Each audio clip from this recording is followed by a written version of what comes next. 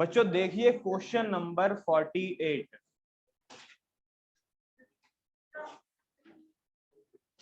Question number 48।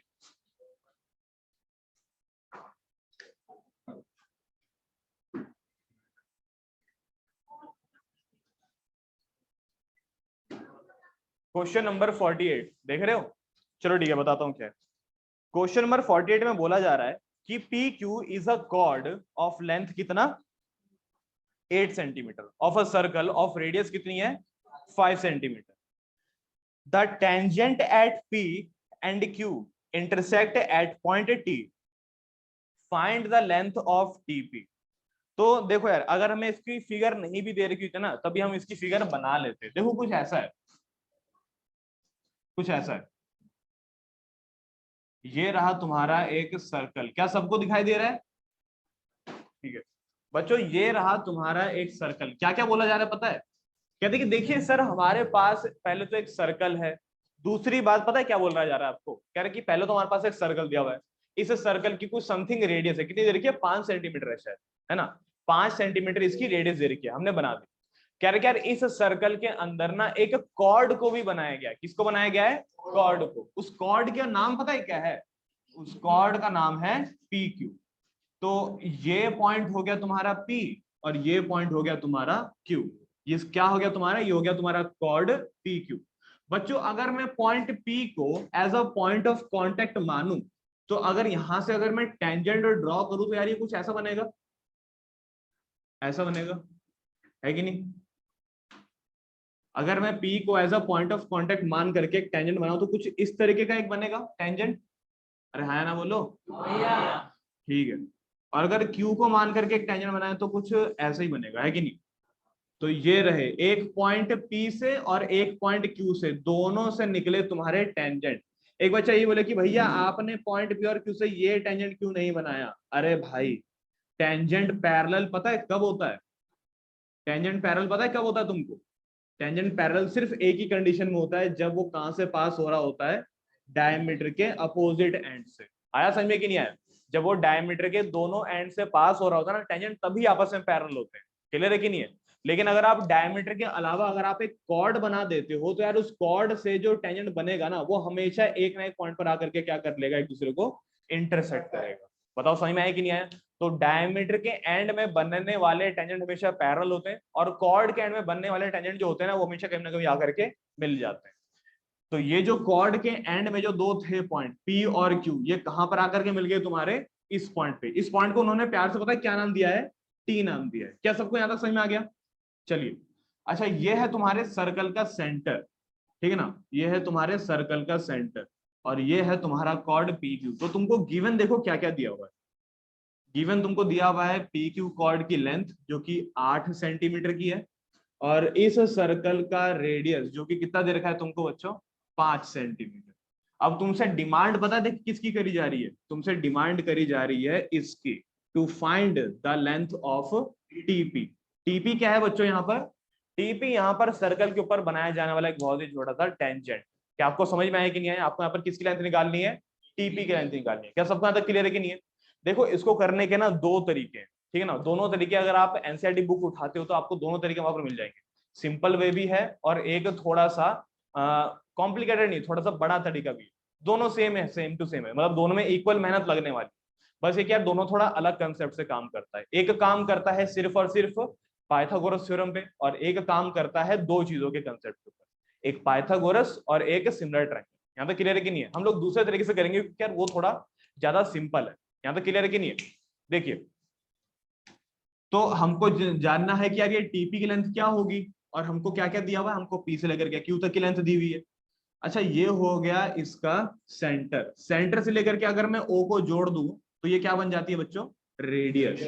और radius और tangent at the point of contact क्या होते हैं? परपेंडिकुलर होते हैं। क्या सबको यहाँ तक क्लियर है कि नहीं है?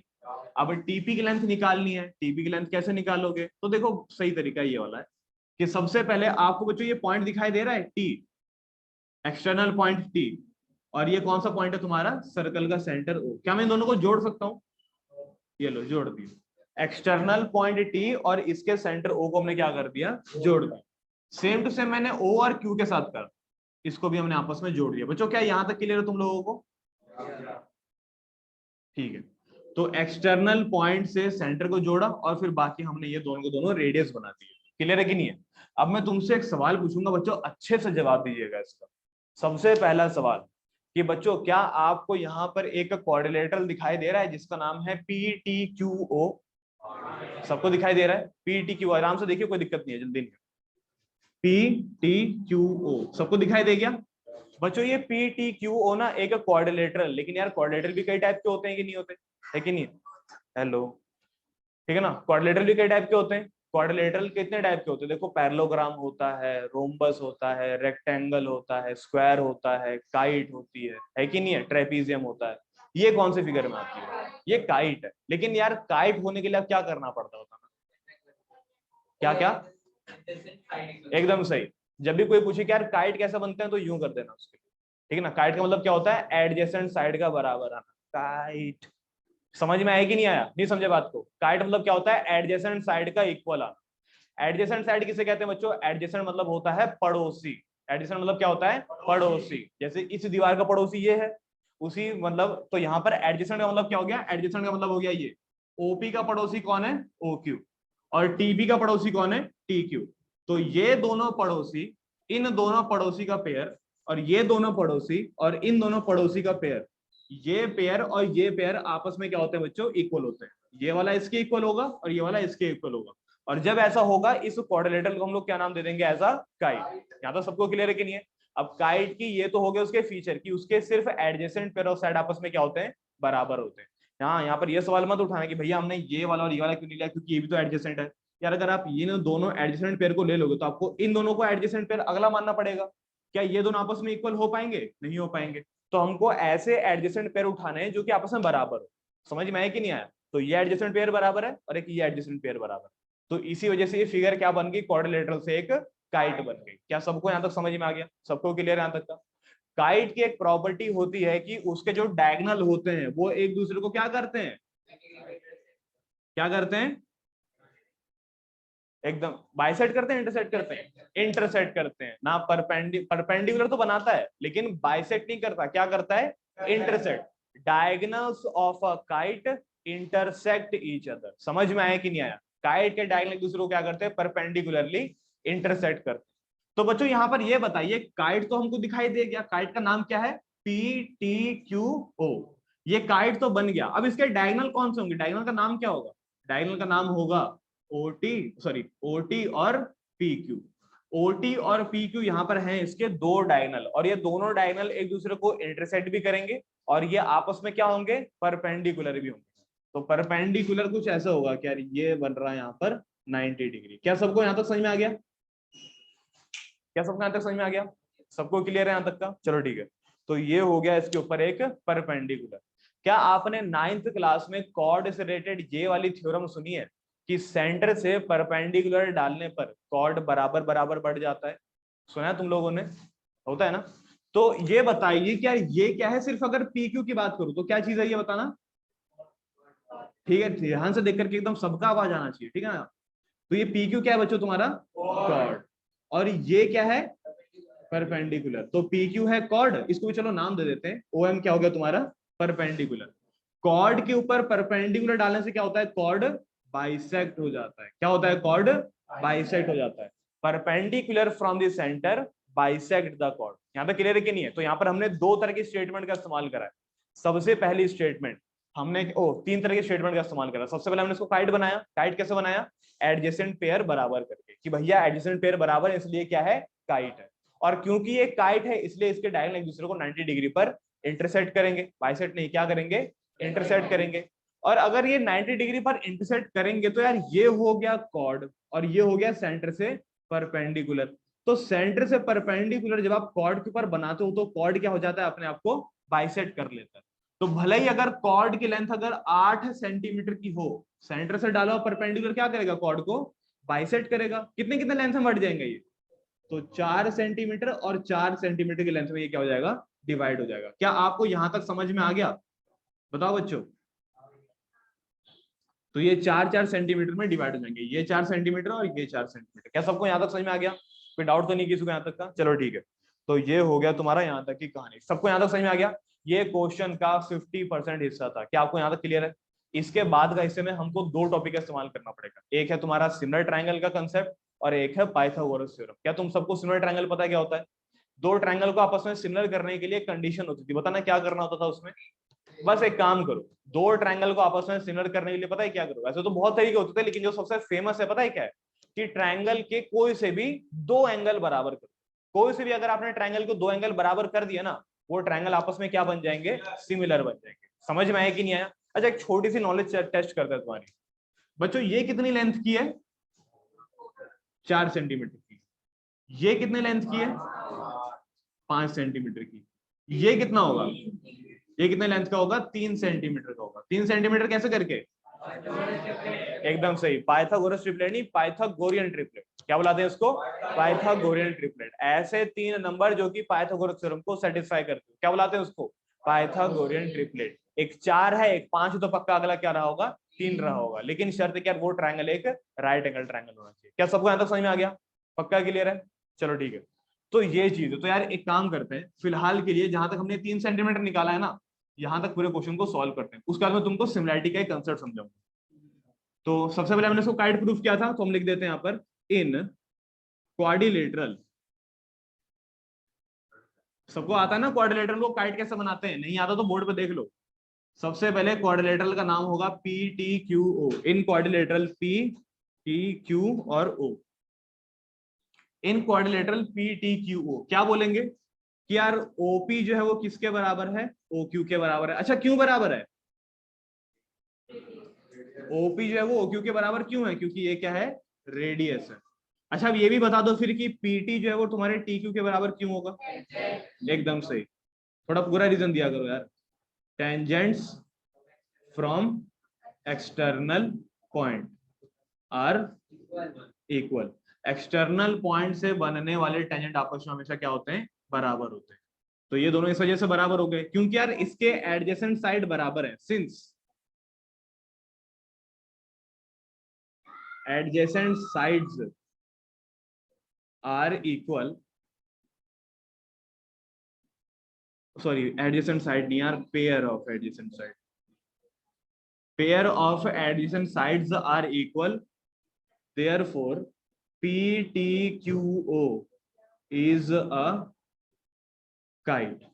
Also हमें ये भी पता है, also diagonals of kite intersect each other at 90 degree. ठीक है कि नहीं है? Diagonals of kite intersect each other at 90 degree. तो कौन सा किसके परपेंडिकुलर हो गया? ये ओटी परपेंडिकुलर, ओ सॉरी, ये दूसरे के परपेंडिकुलर होगा। क्लियर है कि नहीं? तो बोल सकते हो यहाँ पर OT परपेंडिकुलर टू PQ। क्या सबको यहाँ तक समझ में आ गई बात? सबको यहाँ तक क्लियर है? नहीं आया? देखो यहाँ पे पार्टिसिपेट करो। चलो ठीक है, तो ये हो गया तुम्हारा OT परपेंडिकुलर टू PQ। ठीक है कि नहीं है?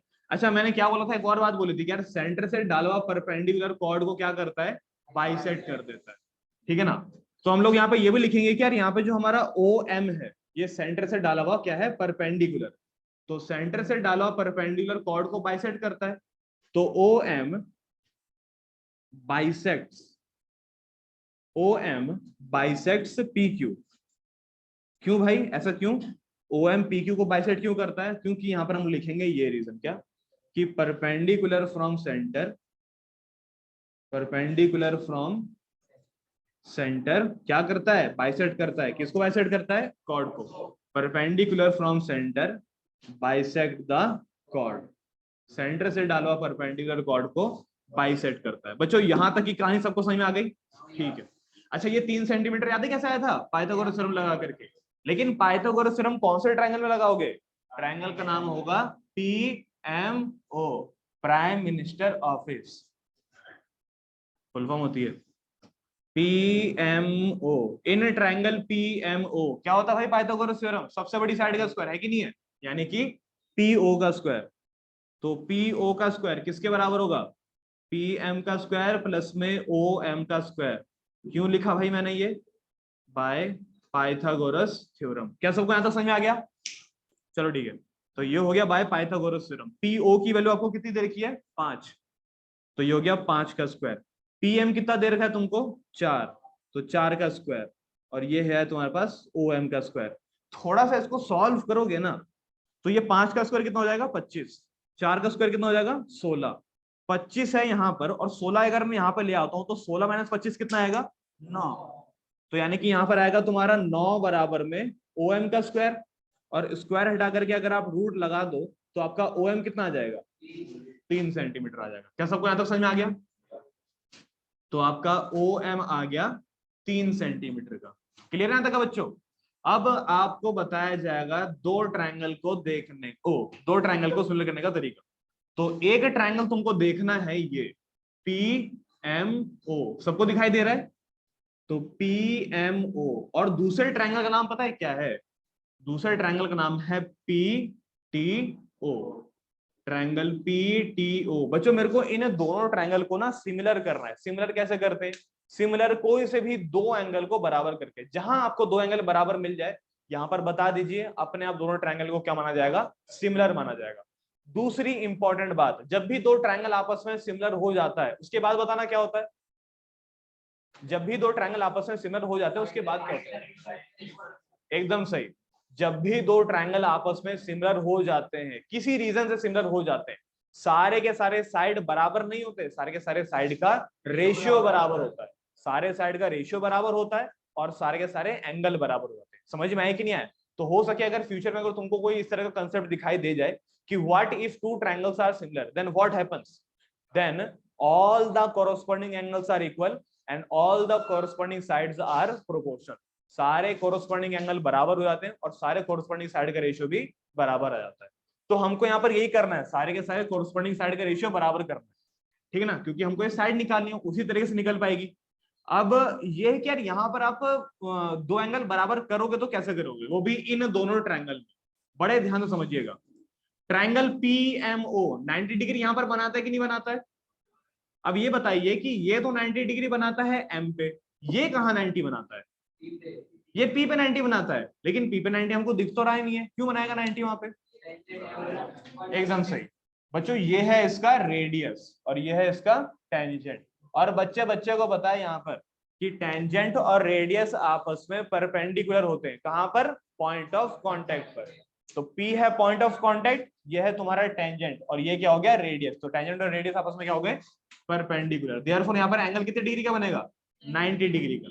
तो ये तो हो गया एक एंगल हमने बराबर कर दिया। दूसरा बताना क्या होगा? कौन सा एंगल कॉमन? ओ। तो ये जो एंगल ओ है ना, ये पी एम ओ के अंदर भी आता है, और यही एंगल जो ओ है ना वो तुम्हारे पी टी ओ के अंदर भी आता है। ये एंगल दोनों के लिए कॉमन एंगल हो गया। तो यहां पर हम लोग लिखेंगे कि यार एंगल ओ बराबर में एंगल ओ, क्यों? Common angle. और दूसरा क्या था बताना? दूसरा था तुम्हारा 90 डिग्री। तो पी एम ओ बराबर में T P O, P M O बराबर में angle T P O each 90 degree. क्या सबको यहां तक समझ में आ गया? दो एंगल बराबर हो गए। जैसे ही दो एंगल बराबर हो गए हम लोग यहाँ पे लिखेंगे ये कि by angle angle similarity, by angle angle similarity triangle, ओए ऐसे नहीं, triangle is similar to another triangle. इसको लिखने का तरीका बच्चों ध्यान से समझिएगा। Triangle is similar to another triangle. बच्चों ओ वाला एंगल किसके बराबर है? ओ के। तो ओ बराबर ओ। बच्चों एम वाला एंगल किसके बराबर है? पी के। तो एम बराबर पी। बच्चों इस ट्रायंगल का पूरा नाम था पी एम ओ। देखो एम और तो आ चुका है, कौन सा लेटर रह गया? पी रह गया। इस ट्रायंगल का पूरा नाम था पी टी ओ। पी और ओ तो आ चुका है, कौन सा लेटर रह गया? टी रह गया। तो जब भी दो ट्रायंगल आपस में सिमिलर होते हैं ना, उनकी कॉन्फ़िगरेशन कुछ ऐसे लिखी जाती है, ओ बराबर ओ, एम बराबर एम, बचा हुआ बराबर में बचा हुआ। समझ में आया कि नहीं आया? नहीं समझे बात को? ऐसा लिखना पड़ेगा ताकि आपको कहते हैं बराबर साइड और बराबर एंगल का पता लग जाए। क्लियर है कि नहीं है? अच्छा ठीक है, ये हमारी हेल्प कैसे करेगा वो देखिए। बच्चों जब भी ट्रायंगल आपस में सिमिलर होते हैं साइड का रेशियो बराबर होता है, पता था ना अभी मैंने। अब देखो कैसे होगा बराबर। एमओ का रेशियो पीओ के साथ, ओपी का रेशियो ओटी के साथ, और एमपी का रेशियो पीटी के साथ। बराबर आएगा। दोबारा बताता हूँ, MO का रेशियो PO के साथ, OP का रेशियो OT के साथ, और MP का रेशियो PT के साथ बराबर आएगा कि नहीं आएगा बताओ। ठीक है, अच्छा सबकी वैल्यू पुट कर देते हैं, देखते क्या होता है। MO यहां मत देखिएगा, फिगर में देखिएगा, बताइए MO है कितना। तो MO है तुम्हारा 3 सेंटीमीटर।